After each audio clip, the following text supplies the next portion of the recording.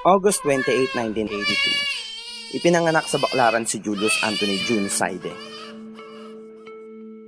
na mag-asawang Antonio Saide Jr. at Evelyn Galang na kapwa-tubong Baclaran. Pangatlo siya sa 4 na magkakapatid. Siya din ang apo ng ating historian author, na si Gregorio F. Saide, sumulat ng mga libro ni Rizal. Pinalaki ng may disiplina, tiyaga, at kasipagan. Nagtapos ng elementarya sa Baclaran Elementary School Unit 2 at sekundarya sa Olivares College. Si Julius Saide, naging estudyante ko noong 1998-1999. Bilang isang mag-aaral, particular sa kanya tahimik lang yan. Pero pagdating sa talakayan tungkol sa larangan ng pag-aaral, maayos naman siyang magsalita. Talagang lumalaban niya pag meron kaming debate. Tahimik lang siya sa klase, pero pag naman siya kinausap mo, tinawag mo, sasagot ka agad yan. Sa ngayon, nagulat nga ako na hindi ko akalain na tatakbo siya bilang isang konsihal. And then, bilang isang guro, napakaligaya namin na makita namin aming mag-aaral na yumayabong kalaman at isa lang na yun na meron siyang pananaw sa buhay na gusto niyang tumulong sa mga kabataan, sa kanyang mga nasasakupan, na hindi ko akalain na ngayon ay intention niya na tumulong sa kanyang pamayanan. Julius, God is good. Sana magtagumpay ka kung ano man layunin mo sa buhay, sa iyong pamilya, lalo na sa iyong pamayanan. Hindi natutulog ang Diyos, alam ko ang iyong budi ay malinis, na nais mong tumulong sa mga taong nangangailangan. Sana matupad ang iyong mga layunin o ano man ang nais mo sa buhay mo. God will provide and God will help you. God bless you, Julius. Nakapagtapos din ng kolehiyo sa kursong Bachelors of Science in Foreign Service, major in Diplomacy sa Universidad ng Lyceum of the Philippines.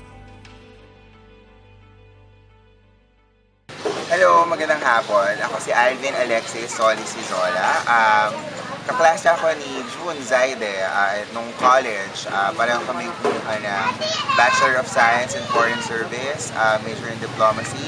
I was also a president of the Student Council. And bilang kaklase, napaka-mapag-aral, kasi mag-aral si Julius, magaling makisama, basketball player naman siya sa college, and very supportive sa lahat ng projects ko as Student Council President. I'm sure na ngayon tumatakbo siya bilang konsehal ng Parañaque City. He will do well because naiintindihan niya kung ano yung kailangan ng youth because he was once there.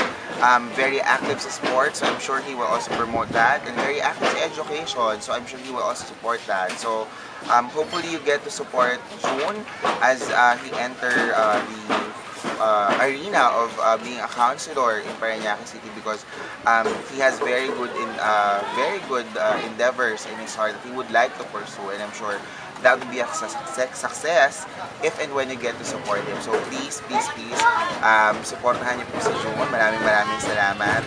Good luck, June! Nakapagtrabaho sa Department of Foreign Affairs nang makatapos ng kolehiyo. Sa tuloy-tuloy na pangarap, siya ay nag-ibang bansa at napabilang sa ating OFW. Dahil sa sipag, tiyaga, at pagpupursige sa buhay, nakapag-ipon at bumalik sa ating bansa. At nakapagpatayo ng sariling negosyo.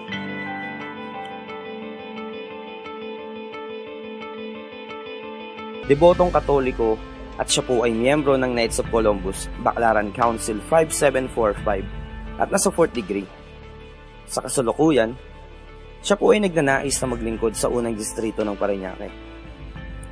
Makapagtalaga na ng mga iba't ibang programa tulad ng medical mission, feeding program, at kung ano-ano pa.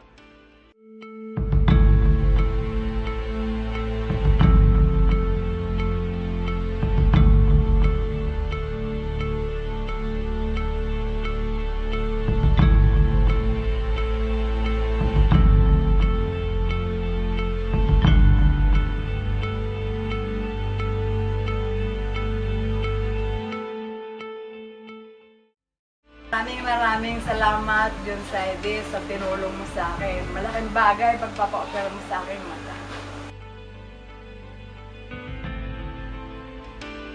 Maraming salamat po kay Mr. John Saide. Kasi nung natulungan niya yung pagka-opera ng mata ko, tuminaw po yung pag-aking paningin. Maraming salamat po. Malaking tulong po kayo sa akin. Thank you po, Sir John Saide. Kagaya nga po nasabi ko, mananalo po kayo at dinadalangin ko po yun. Maraming salamat sa tulong na nagawa niyo sa apo ko.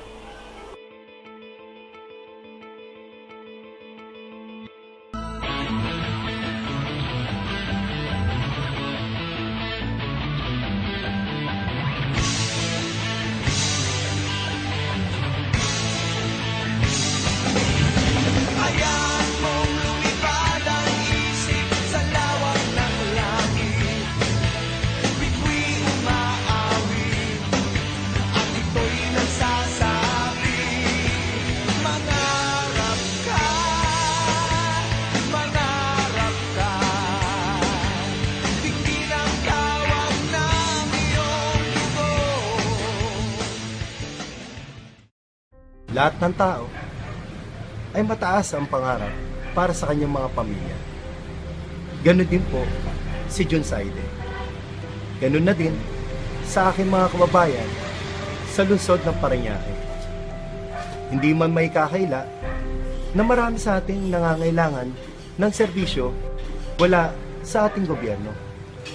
Sisiguraduhin po ni John Saide na maibigay ang mga pangangailangan mula sa edukasyon, medikal, senior citizen, sports, at kung ano pa man.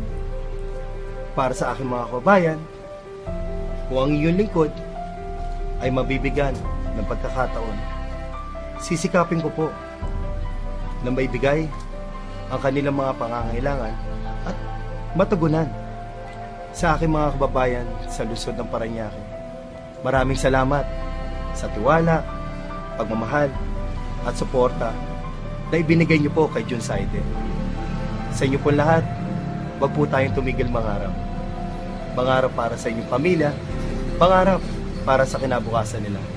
Dahil sa pangarap, nagsisimula ang pagbabago.